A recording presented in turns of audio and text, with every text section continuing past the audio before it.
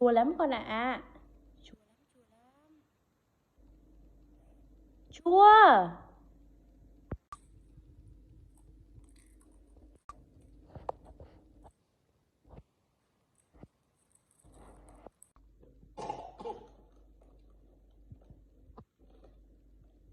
Chén.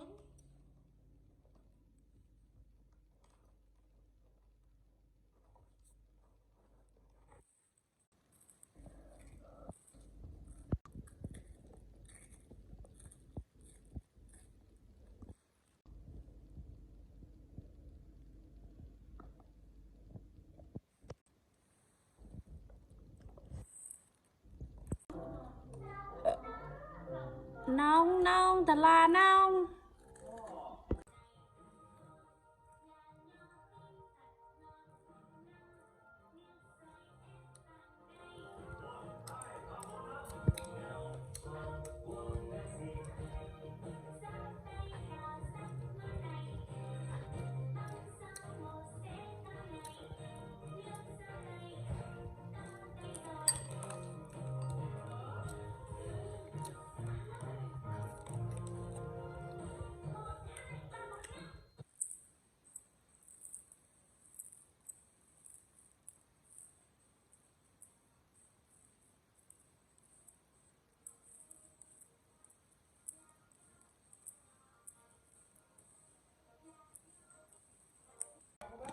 Vâng, một bộ dao trên màn hình nhà của các bác luôn ạ. Vâng, trên màn hình là con dao pha dao. Con dao là dùng cả cành và cây cực kỳ ok.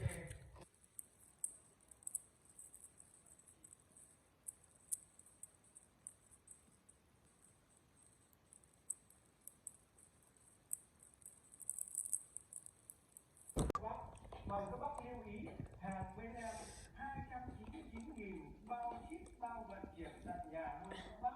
Thẻ bác không nhận hàng.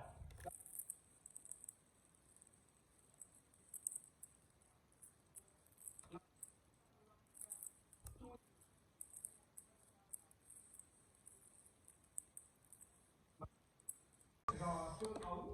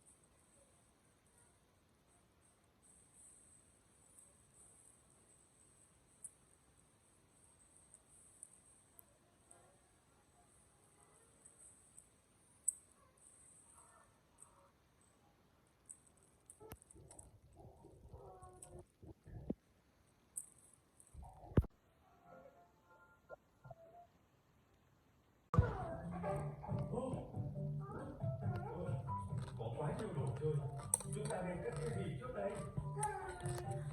Cảm ơn thích của năm sau đến bầu trời lớn. Chúng ta hãy thực hiện món trò chơi là gì? Được, cảnh sát.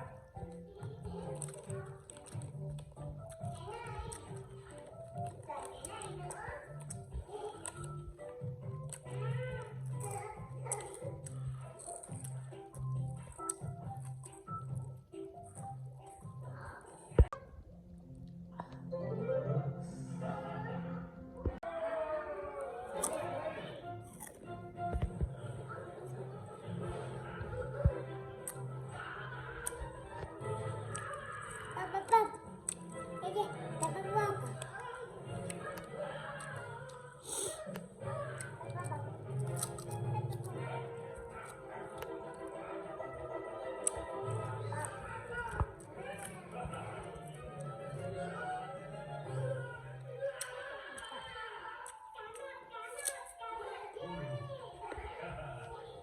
Con tìm được nó rồi.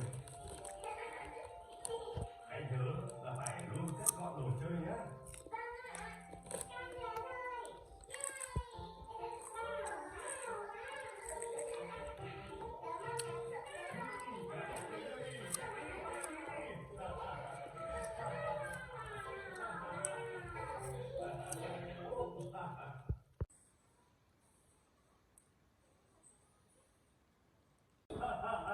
Nhịp tim nằm ở đây cơ mà.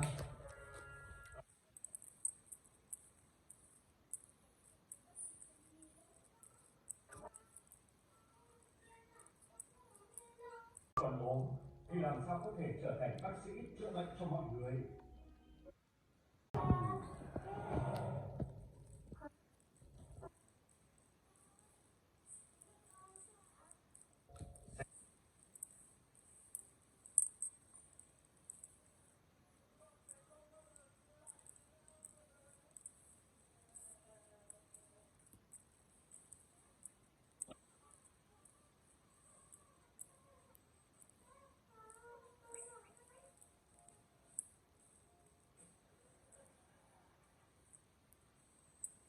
Ơi